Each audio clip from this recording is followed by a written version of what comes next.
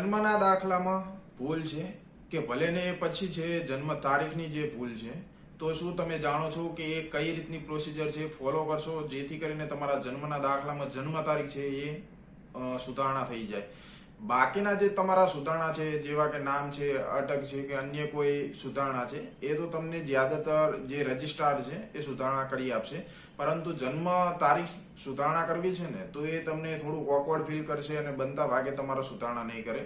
પરંતુ કાયદામાં એવી જોગવાઈ છે જેને આધીન તમારા જે તે સુધારણા છે એ તમે કરી શકો. તો એ સુધારણા કયા એક્ટ પ્રમાણે છે એ થશે? Registration of birth and death act 1969 ની કલમ 15 પ્રમાણે જે તે તમારા સુધારણા છે એ કરવા બની શકે છે.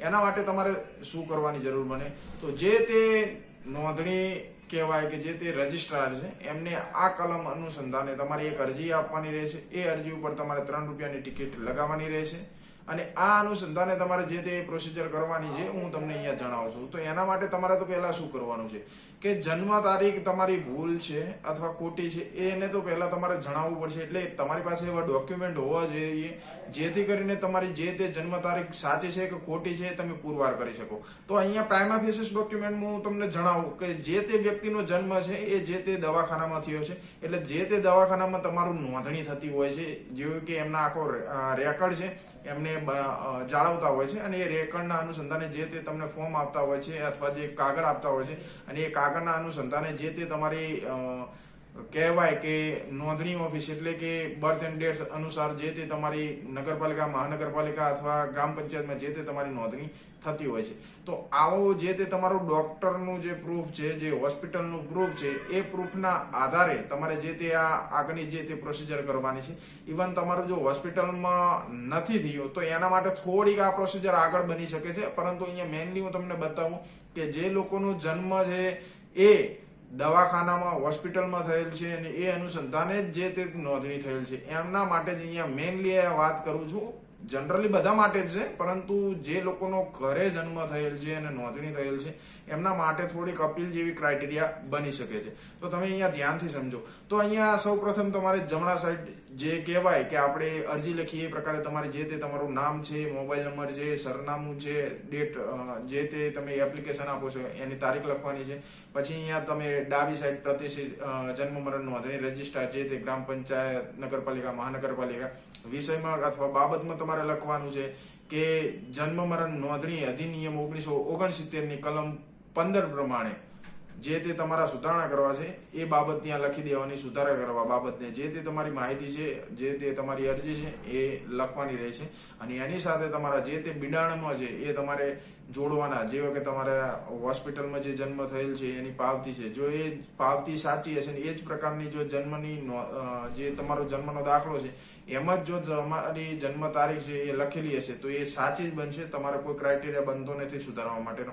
પરંતુ જે લોકોને હોસ્પિટલમાં જન્મ થયો છે એનાથી વિપરીત અસર આપે જે તે જન્મનો દાખલો બનેલ છે, તો એના માટે આ વિડીયો એ બહુ ઉપયોગી બની શકે છે. તો પહેલા તમારે આ બધું આ પ્રોસિજર કરી મેં તમને જણાવી એ કરવાની રહેશે. એના પછી તમારે ડાયરેક્ટ ત્યાં જે તે રજિસ્ટ્રારને આપી નથી દેવાનું.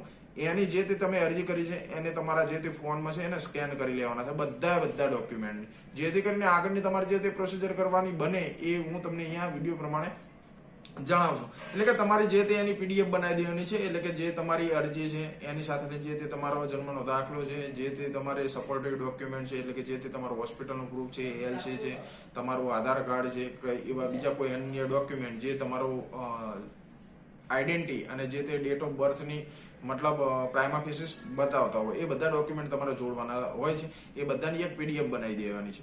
હવે તમારે આ જે તે અરજી છે ને એ આપવાની રહેશે જે તે રજિસ્ટ્રારને અને એ જે તે રજિસ્ટ્રાર તમારી અરજી અનુસંધાને જે તે તમને બાય પોસ્ટ અથવા તમને રૂબરૂમાં પણ જે તે લેખિત જ જવાબ એમનો લેવાનો છે. ઘણી જગ્યાએ એવું છે કે એ લોકો પ્રોસિજર કંઈ નહીં કરે, પરંતુ અહીંયા મેં તમને જણાવ્યું કે જે તે અરજી ઉપર તમારે 3 રૂપિયાની ટિકિટ લગાવવાની છે.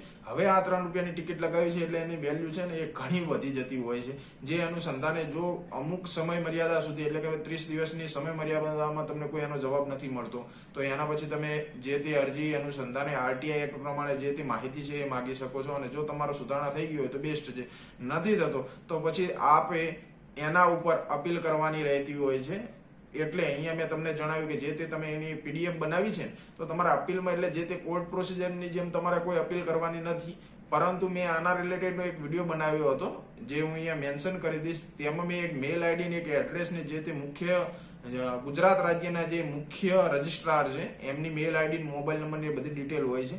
બસ આ આખી પીડીએફ ને ત્યાં તમારે મેલ કરી દેવાની, જે તે તમારી બધી ડિટેલ લખી દેવાની છે, જેથી કરીને મુખ્ય રજિસ્ટ્રારને તમારી વાત અનુકૂળ છે અથવા કાયદા સાથેની સંગત છે તો એ જે તે રજિસ્ટ્રાર છે એમને ડાયરેક્શન આપશે અને જે તે તમારી જન્મની નોંધણી છે જે તમારી થયેલ છે એ રજિસ્ટ્રારમાં જે એમનો શેરો માર છે જે તે સુધારણા માટેનો અને જે તમારી મેઇન જે જન્મ તારીખ હતી એ ત્યાં રહેશે, પરંતુ શેરા સાથે જે તે નવી જન્મ તારીખ છે એ ત્યાં મેન્શન કરશે અને એ નવી જન્મ તારીખ મેન્શન કરી છે એના અનુસંધાને તમને નવો જન્મનો દાખલો છે એ કાઢી આપવામાં આવશે અને તમારી જે તે સુધારણા છે એ થઈ જશે.